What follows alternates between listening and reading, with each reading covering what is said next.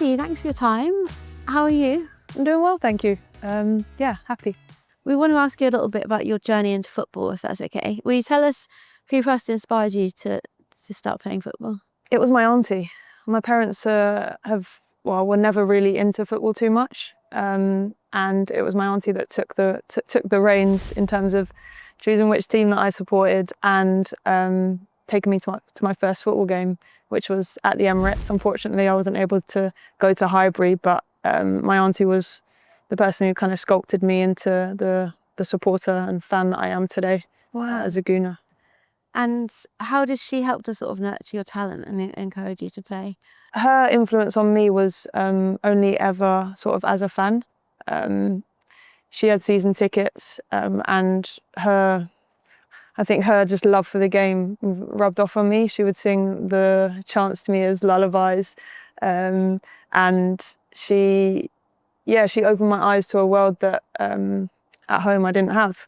Both my parents are in the creative industry, so I had that sort of lens over my home life. But when I went to my auntie's, it was all pure football. She lived just off Upper Street, so we would often take that legendary, famous walk down Upper Street and onto Holloway Road up to the Emirates, and that was sort of where my love for the game started. And then it started onto the pitch, and it was another story. She kind of said, "Oh, that's not my responsibility anymore," because she never played. Unfortunately, she was of an era where women's football just wasn't really an option.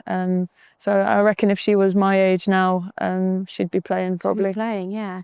I mean, with that in mind, I can't imagine how proud she must be seeing you play for Arsenal. Yeah, it's cool actually. We drive past her house when we go to the Emirates on game day. There are so many like little touch points that I have emotionally and sort of like psychologically on a game day that give me extra percentages, like seeing her front door, seeing Highbury Corner, always a special place for me. Going down Holloway Road, they're all like kind of moments where I'm like getting myself ready for the game that just give me a special edge. And yeah, I feel lucky to be able to play for this club. So after she'd introduced you to the sport and then gone, oh, actually, hang on a minute, who was it then who maybe took over and helped to kind of nurture you? Yeah, it's funny. My first thought isn't a person, it is London, it's the streets. Street football in London is anyone's game, you know, like there's so many forms of it. Kirby, Wembley, going into then just pure five-a-side on the concrete pitches. I think that was what nurtured my talent as a young person. It then kind of transitioned into a more formal setting at school, and my coach Paul, he helped me set up the first girls football team at my school at that time. And since then they've had a girls football team since, which is cool. But yeah, I'd say the streets and Paul are the two main people, things that made me the footballer that I was at that young age and set me on my way to where I am today. I know you're talking about setting up a girls football team, but I know that's something that you've spoken quite a bit about that feels like a cause close to your heart, is I guess the accessibility for other girls now to see you and the likes of other girls on this team and know that they can play football as well. I think as a London club, a North London club, Arsenal plays such a big role in where young people look up to. You know, it's such a key part of the community, not just as a football club, but also as a safe space for young girls to go. The community hub, which is underneath the Emirates, is a place full of joy, of possibility and opportunity. And yeah, when I think about the push towards equal access, I very much then think, okay, where are the places that these young people can play? And Arsenal is a home for many people in that sense, and a place for them to look up to and to get inspired with. And that definitely seems like it is a role that you take really seriously and take great pride in, is inspiring the next generation. I see it as a responsibility. I see it as something that I'm kind of made for, and in any moment that I can, I encourage my teammates to do the same, because we all play such a key role in inspiring, but also showing that there is possibility and being visible in that sense too. What's the best advice you've been given along the way, do you think?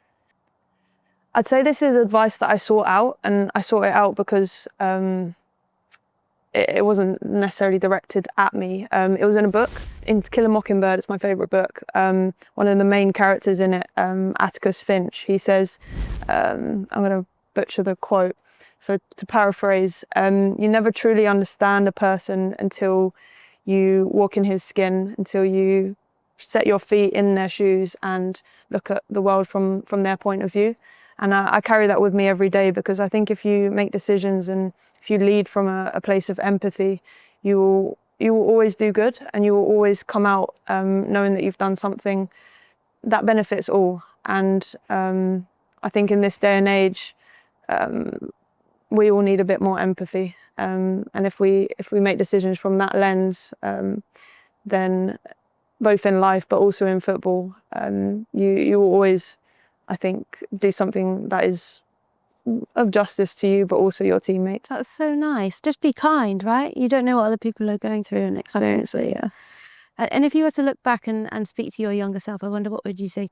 I'd say trust your journey. Don't compare. I think there are so many moments where you look to others, you see what they have, you see maybe what they don't have. But I think if we as adults, as role models for the younger kids, can say to them, just trust yourself, trust what you're doing, and take that as your compass, then I genuinely think there's always a good outcome, regardless of whether you underachieve or overachieve.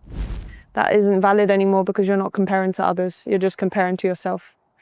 Yeah, amazing. When we started the conversation, I said, how are you? And you said, I'm happy. And I wonder, what is it that makes you happy, and where do you feel that you're at your happiest? People make me happy. I think impacting them, allowing them to impact you. We're in this ebb and flow and this cycle of the world, and sometimes you can get caught up in it. But I think if you take a moment to be present and look around you, appreciate who you're with, and what you're doing together, what you're pushing to achieve, there's always enjoyment and there's always a smile in that space, and when you've got that mentality. And you say ebb and flow, obviously with highs come lows. I wonder, are you able to reflect and tell us a bit about some of the challenges that you faced along the way? Because I'm sure you sit here smiling now, but you wouldn't get to this point without having to overcome challenges as well. Yeah, I think the lows, they punctuate the highs. With any footballer, there are always moments of injury, moments of setback, and I think those moments are real key refining moments for yourself as an athlete and as a person, but more specifically as an athlete. I always believe that where there's a weakness, you can find a strength, and there are countless days, the gym's over there to my left, countless days that you spend in there kind of banging your head against the wall, seeing that day in isolation. But when you see them build and build and build, you get stronger, you get quicker, you get faster, you get more sharp. And yeah, I think when you're in there injured, and you're working towards getting back, I think you underestimate the strength that you'll have when you get back onto the pitch, because of all those days that you've spent grinding away. What's your proudest achievement? Can you pick one? My proudest achievement. So in 2022, when we won the Euros, I think people would have said, okay, yeah, that's a success, that's an achievement. But in my eyes, that was only relative success, because the true success that we had was then pushing for equal access. And I look at the women's game, and I look at where we as athletes push to achieve, to have success.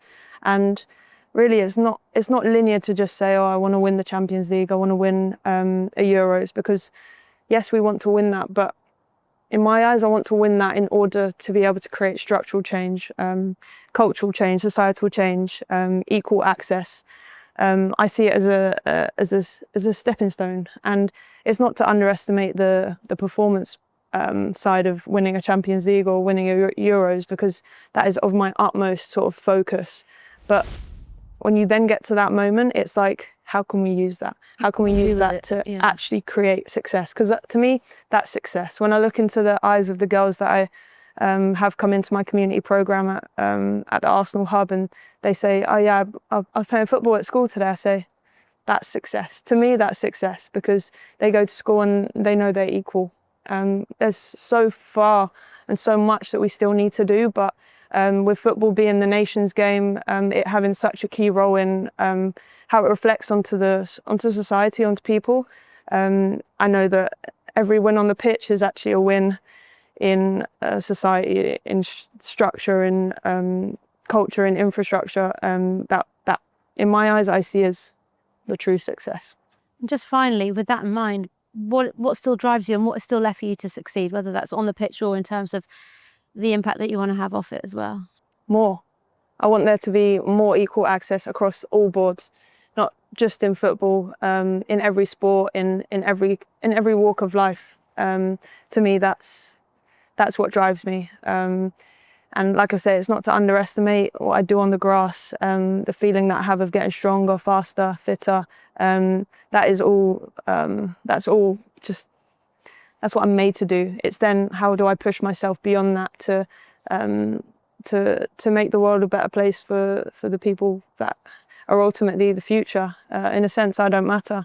I'm already thinking about who's coming to take my shirt, but even more so who's playing football to enjoy the game and build self-confidence, to be able to communicate better, and walk into any job then knowing that they are together and have skills that they've picked up from playing football or from playing sport. Thank you so much. Pleasure. Thank you.